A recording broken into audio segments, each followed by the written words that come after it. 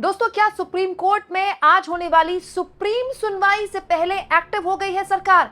आखिर supreme court में सुनवाई से ठीक पहले, जी हां दोस्तों, वक्फ संशोधन कानून पर सुप्रीम कोर्ट में सुनवाई से ठीक पहले प्रधानमंत्री सीधा राष्ट्रपति से मुलाकात करने क्यों पहुंचे और क्यों जेपी नड्डा, अमित शाह और मोदी के बड़े मंत्रियों ने अचानक से एक सीक्रेट मीटिंग बुला ली? दोस्तों, आज का दिन सुप्रीम कोर्ट के अंदर सरकार के लिए बेहद ही महत्वपूर्ण रहने वाला है, क्योंकि ये संभावनाएं पूरी जताई जा रही हैं कि बहुत पॉसिबल है, ये बहुत संभव है कि सुप्रीम कोर्ट वक्फ संशोधन कानून पर कोई अंतरिम आदेश दे दे। ये बड़ी बात मैं कह रही हूं दोस्तों, क्योंकि ये बड़ी बात खुद कल सीजेआई संजीव खन्ना ने कर दी। दोस्तों, सीजेआई संजीव खन्ना तो कल ही अंतरिम आदेश देने वाले थे वक्फ संशोधन कानून पर, लेकिन सरकार के वकील सॉलिसिटर जनरल तुषार मेहता ने बार बार ये गुजारिश की कि मिलॉर्ड, हमारी भी एक बार बात सुन लीजिए और थोड़ा सा वक्त हमको दे दीजिए। और बाद में उसके बाद जो दूसरे वकील थे उन्होंने भी ये तय किया कि ठीक है, सरकार को भी एक दिन की मोहलत, एक दिन का वक्त मिलना चाहिए, जिसकी वजह से आज तक के लिए सुनवाई टाली गई है। मतलब आज 17 अप्रैल दोपहर 2 बजे के बाद इस पूरे के पूरे मसले पर सुनवाई होगी और सरकार का पक्ष भी सुना जाएगा, क्योंकि कल जो सवाल सरकार से चीफ जस्टिस ने पूछे, सरकार के पास उन सवालों का जवाब नहीं था। वो सवाल क्या थे मैं आगे आपको बताऊंगी, और कैसे तुषार मेहता उन सवालों के जवाब देने में अटके, जिसकी वजह से कल ही ये कयास लगाए जा रहे थे कि कल ही सीजीआई इस पूरे मामले में अंतरिम आदेश दे देते, लेकिन अब आज हो सकता है दे दे। लेकिन उससे पहले एक बहुत ही इंपॉर्टेंट घटनाक्रम हुआ जिस पर किसी की नजर नहीं पड़ी, लेकिन मेरी पड़ी, इसलिए मुझे लगा आपके सामने रख दूं। दोस्तों, एक बहुत ही बड़ी खबर निकल कर आई है। एक तरफ आज ये उम्मीद लगाई जा रही है कि सुप्रीम कोर्ट वक्फ संशोधन कानून पर कोई अंतरिम फैसला दे दे, वहीं दूसरी ओर ये एक बहुत ही अलग तरह की खबर है जिसमें बताया गया है दोस्तों कि जब वक्फ संशोधन कानून पर सुनवाई होने वाली थी, उससे पहले ही दरअसल पीएम मोदी और राष्ट्रपति की मुलाकात हुई है। अब ये मुलाकात क्यों हुई है और इस मुलाकात के पीछे का क्या मकसद है और इस मुलाकात से क्या निकल कर आया, ये भी मैं आपको बताऊंगी दोस्तों। बुधवार को सुप्रीम कोर्ट ने पहली बार वक्फ संशोधन कानून पर सुनवाई की, यानी कि कल बीता है, और उससे पहले मंगलवार की एक खबर है, यानी कि सुप्रीम कोर्ट इस मामले में सुनवाई शुरू करता उससे पहले ही एक खबर आ गई। उस वक्त नहीं आई, लेकिन अब एक खबर छपी है कि पीएम मोदी और राष्ट्रपति की मुलाकात हुई है। इस मुलाकात के मायने क्या है ये तो मैं आपको बताऊंगी, लेकिन उसके बाद एक और महत्वपूर्ण बैठक हुई है दोस्तों। जेपी नड्डा के घर में अमित शाह सहित बीजेपी के तमाम बड़े नेताओं की भी बैठक हुई है। इसमें राजनाथ सिंह थे और पार्टी महासचिव बीएल संतोष थे। और ये जो मुलाकात हुई है, इस मुलाकात में क्या मुद्दा था, एजेंडा क्या था, ये सार्वजनिक नहीं किया गया है। जैसे अमूमन होता है ना, बीजेपी के नेता बाहर आकर बताते हैं कि ये एजेंडा था, हमने इस पर चर्चा नहीं की, कुछ नहीं बताया गया। पहले आ जाते हैं दोस्तों पीएम मोदी और राष्ट्रपति की मुलाकात। क्यों राष्ट्रपति और पीएम मोदी मिले? दरअसल इसको लेकर अलग अलग तरह की बातें छापी गई है। न्यूज 18 ने खबर छापी है दोस्तों कि तमिलनाडु के राज्यपाल को लेकर जो सुप्रीम कोर्ट ने बहुत बड़ा फैसला दिया है, बहुत बड़ी जीत एमके स्टालिन की बताई जा रही है। एमके स्टालिन सरकार तमिलनाडु के राज्यपाल के खिलाफ सुप्रीम कोर्ट गई थी और सुप्रीम कोर्ट ने तमिलनाडु के राज्यपाल से कहा था कि आप कैबिनेट द्वारा पास या विधानसभा द्वारा पास बिल्स को नहीं रोक सकते, आपको तय समय पर उसको लेकर अपना टेक देना होगा। और उसके बाद राष्ट्रपति के पास भी अगर बिल भेजा जाता है तो उसको लेकर भी सुप्रीम कोर्ट ने एक तय मियाद की बात कह दी। मतलब राष्ट्रपति से भी सुप्रीम कोर्ट ने कह दिया था कि विधानसभा में अगर कोई बिल पास हो गया तो राष्ट्रपति को भी 3 महीने के अंदर उस पूरे के पूरे मसले पर फैसला देना होगा। अब राष्ट्रपति भी उस फैसले को बहुत लंबे वक्त तक नहीं रोक सकते। ये माना जा रहा है दोस्तों कि इस पूरे के पूरे मुद्दे को लेकर वहां पर चर्चा हुई पीएम मोदी और राष्ट्रपति द्रौपदी मुर्मू के बीच, ये इस खबर ने छापा है। इसके अलावा दोस्तों, इस खबर के हिसाब से ये भी छापा गया है कि वक्फ संशोधन कानून को लेकर जो सुप्रीम कोर्ट में बहस शुरू होने वाली थी, उसको लेकर भी चर्चा हुई है। अब इस चर्चा में एग्जैक्टली क्या बात हुई है वो तो खैर बाहर निकल कर नहीं आया, क्योंकि इस चर्चा की जानकारियां भी बाहर निकल कर नहीं आई है। देखिए, कल सुनवाई शुरू हुई और अब इसकी जानकारियां निकल कर आ रही है। लेकिन इसके बाद एक और सीक्रेट मीटिंग हुई दोस्तों। वो सीक्रेट मीटिंग हुई जेपी नड्डा के घर में। जेपी नड्डा के घर में खुद अमित शाह मौजूद थे। इसके अलावा राष्ट्रपति की जब मुलाकात खत्म हुई उसके बाद ये मीटिंग हुई। यहाँ पर राजनाथ सिंह मौजूद थे।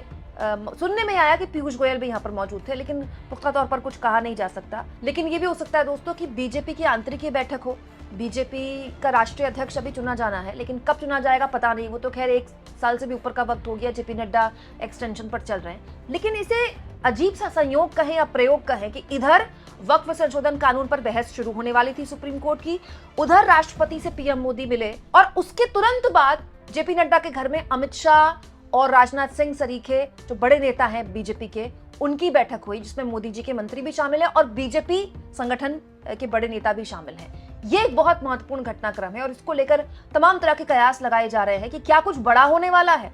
इस तरह की बातें सोशल मीडिया में चर्चा का विषय बनी हुई हैं कि क्या कुछ बड़ा फिर से करने वाली है सरकार, या फिर इसको इस तरह से भी लिया जा सकता है दोस्तों कि वक्फ संशोधन कानून को लेकर जो जबरदस्त किरकिरी सुप्रीम कोर्ट के अंदर इस सरकार की हुई है पिछले 24 घंटे के अंदर, उसका अंदेशा पहले ही लग गया था सरकार को कि ये अगर सुप्रीम कोर्ट में गया मामला और इस पर जिरा हो गई, बहस हो गई, तो फिर सरकार फंस सकती है। और ये सिर्फ मैं ऐसे ही नहीं बोल रही हूं दोस्तों, कल जो 3 सवाल सीजीआई ने उठाए, सुप्रीम कोर्ट ने उठाए, उसका जवाब तुषार मेहता नहीं दे पाए। और वो 3 सवाल क्या थे, और इन्हीं 3 सवालों पर ऐसा माना जा रहा है कि रोक के प्रस्ताव को लेकर सीजीआई ने बात की। दरअसल यही वो 3 प्रस्ताव हैं जिन पर रोक का प्रस्ताव दिया था सीजीआई संजीव खन्ना ने कल। वो 3 प्रस्ताव क्या थे?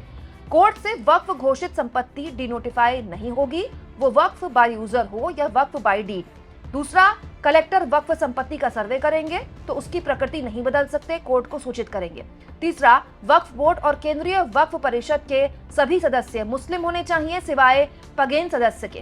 दोस्तों, इसके अलावा सीजीआई ने एक बहुत ही इंपॉर्टेंट कमेंट किया जिसका जवाब जो तुषार मेहता थे, सरकार के वकील, सॉलिसिटर जनरल, वो नहीं दे पाए। सीजीआई ने कहा, जब कोई कानून पारित होता है तो अदालतें प्रवेश स्तर पर हस्तक्षेप नहीं करती, लेकिन इस मामले में अपवाद की जरूरत हो सकती है। अगर उपयोगकर्ता द्वारा वक्फ घोषित की गई संपत्ति को गैर अधिसूचित किया जाता है तो इसके गंभीर परिणाम हो सकते हैं।